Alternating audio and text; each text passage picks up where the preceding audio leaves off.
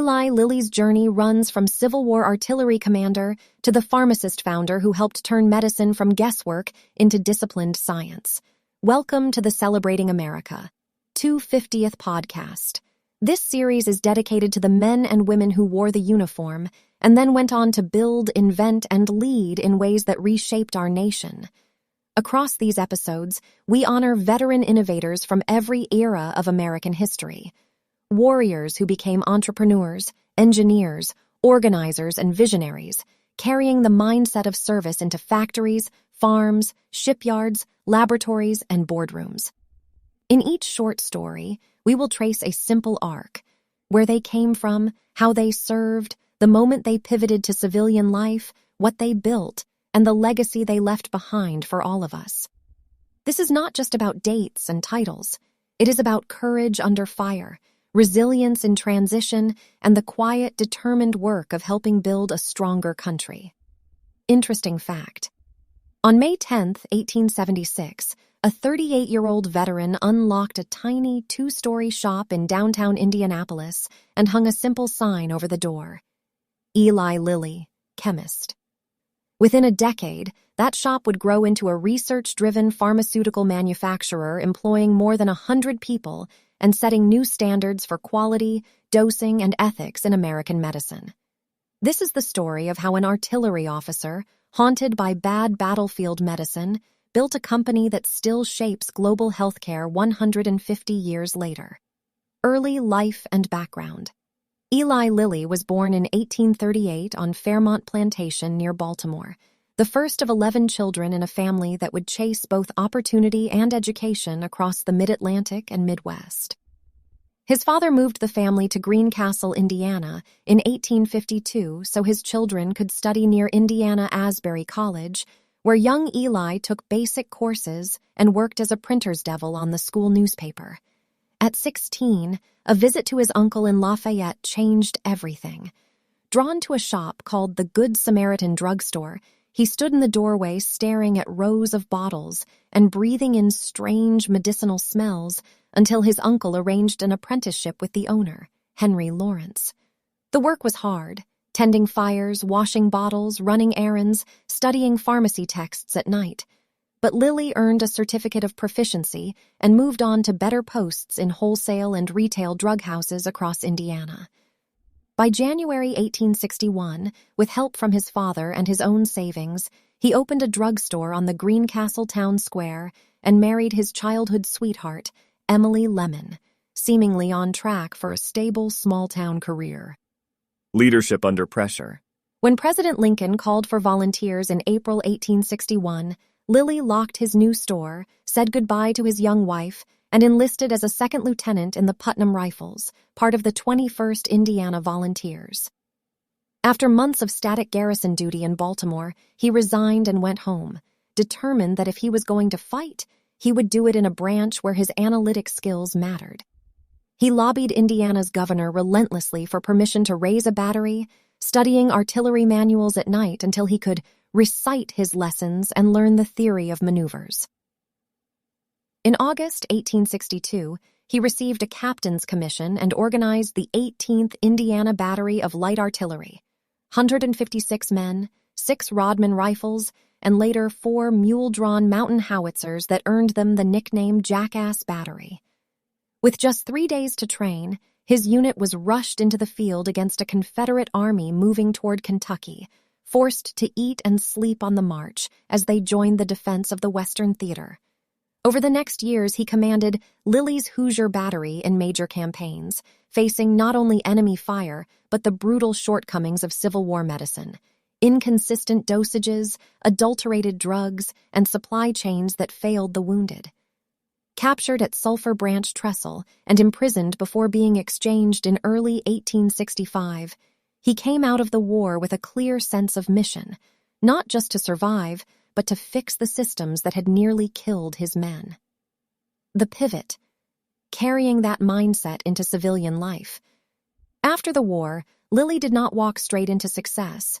He tried to build a cotton plantation in Mississippi, only to be wiped out financially by bad harvests and local conditions.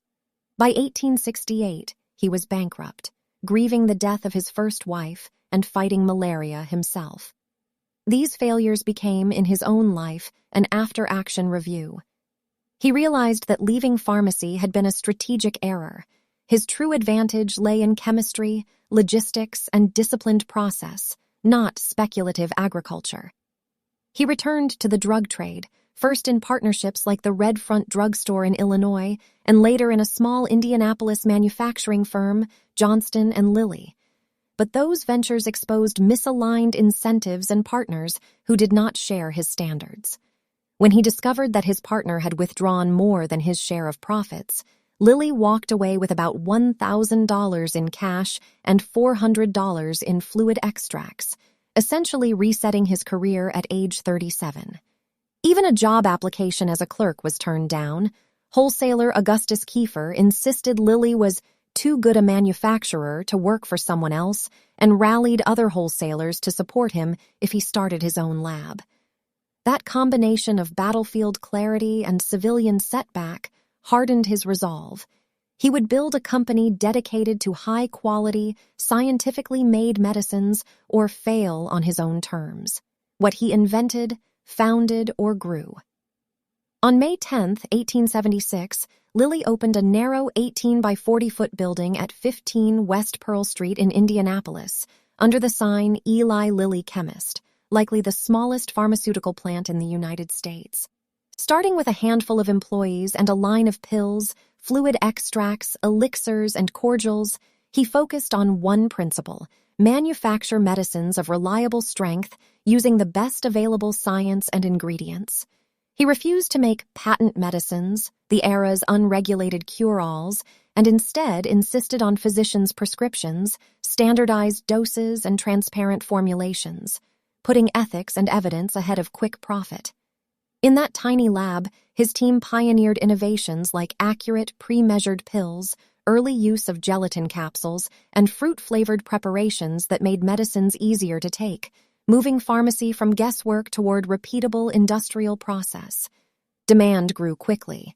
In 1881, he incorporated Eli Lilly and Company, and by the late 1880s, the firm employed more than 100 people and generated annual revenues above $200,000, proof that mission-driven quality could scale.